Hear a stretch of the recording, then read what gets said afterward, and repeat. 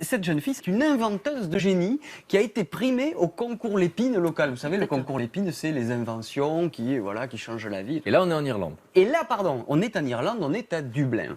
Et cette jeune fille, en fait, travaille bénévolement dans une association qui aide les sans-abri. Et elle se rend compte que les sacs de couchage, les couvertures des sans-abri, à Dublin en tout cas, sont souvent mouillés par la pluie, parce que moi je suis allé à Dublin en hiver. Il pleut beaucoup. On est mieux dedans que dehors, hein, ça c'est sûr. Et il pleut beaucoup et il fait bien sûr très froid. Donc avec ce matériau-là, qui est en fait une espèce de papier bulle métallique, qui est aussi un isolant dans la fabrication des murs et des toits et des cloisons, en fait, elle arrive à confectionner tout simplement des sacs de couchage pour les gens qui sont dans la rue. Alors l'avantage de ce matériau, elle a eu cette idée-là, c'est un peu, ça fait thermos en fait. C'est-à-dire que la chaleur du corps qui est à l'intérieur, eh bien, elle ne sort pas du sac.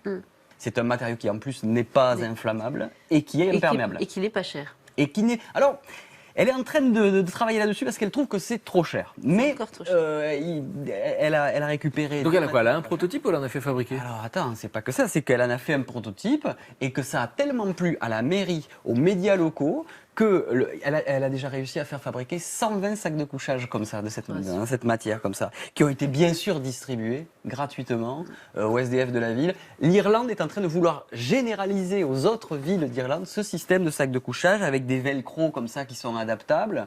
Et voilà. Réaction, une jeune fille de 15 ans. 15 ans qu'elle a fait, aujourd'hui 16, mais Qui est elle en a train fait de changer le monde parce qu'elle a une idée toute seule dans son coin.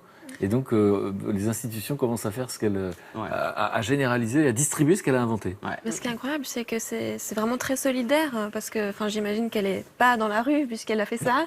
Et puis, donc avant, on parlait peut-être de toute puissance, mais elles se sont concernées par les problèmes des autres. Et je trouve ça vraiment génial. C'est ça, c'est qu'il y a beaucoup de gens qui ont une certaine pitié, qui ont dit « Ah, c'est vraiment triste ». Enfin, la situation les touche.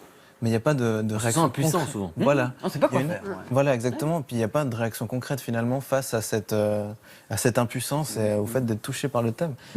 Et elle a vraiment concrétisé son idée, quoi. Elle s'est dit, ça me touche, donc je vais réagir. Et elle le fait vraiment.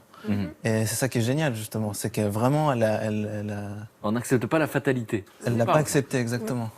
Là où je suis surprise, c'est de se dire, comme on l'a dit depuis tout à l'heure, de se dire à 15 ans, elle arrive à avoir Une conscience une même. conscience, oui, par rapport à d'autres personnes qui vivent agréablement bien dans leur vie. Et elle, cette gamine, elle est là, elle se dit, bon, je fonce, je peux le faire parce que j'ai l'idée, j'ai les capacités de le faire, donc je mets en pratique ce qui est possible. Absolument. Et d'autant qu'en plus, moi je pense que de nos jours, on ne pourra plus faire sans s'occuper des autres. On va être très nombreux sur la planète. Je pense qu'il faut avoir le souci de son prochain. Ça peut faire cato ce que je dis, mais moi je ne le suis pas en plus. Donc voilà. Mais je sais pas, Il y a une phrase cato, mais je ne sais pas cato. Non, je ne sais pas du tout. Mais je veux dire, il va falloir ne pas penser que ce sera l'État qui va faire. Voilà, il va falloir se soucier des autres. Et ça, c'est Et puis avancer.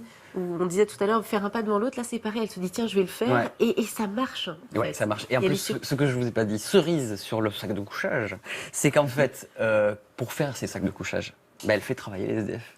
C'est-à-dire qu'ils travaillent, c'est eux qui les conçoivent, les sacs. Donc elle donne du travail, payés, de la dignité. Et du travail, de la dignité. Ils sont payés 9 € de l'heure pour pouvoir. Et du coup, elle discute avec eux, ils travaillent tous ensemble.